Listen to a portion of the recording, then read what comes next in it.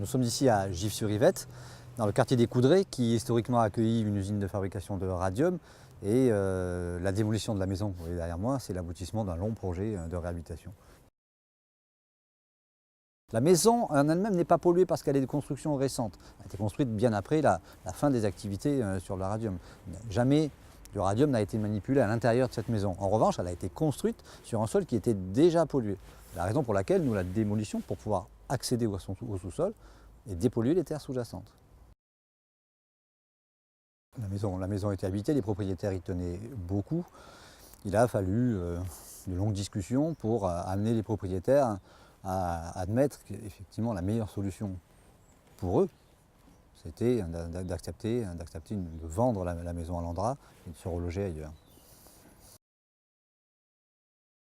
Alors en France, il existe un principe qui est le principe pollueur-payeur et qui trouve à s'appliquer dans la plupart des cas.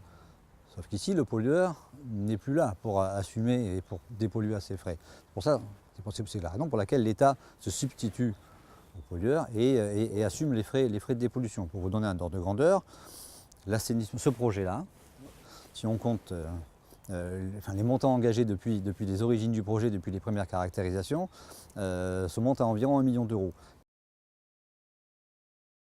Après assainissement, ce terrain n'accueillera pas de nouvelles maisons. Il sera réaménagé en espace vert. Pourquoi ?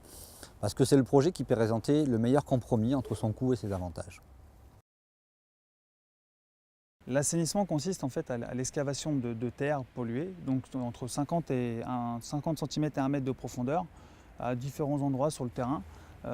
Ces terres ensuite seront reconditionnées en big bag, caractérisées, puis évacuées vers un centre de stockage de Landra, dans l'Aube, qui se situe dans l'Aube.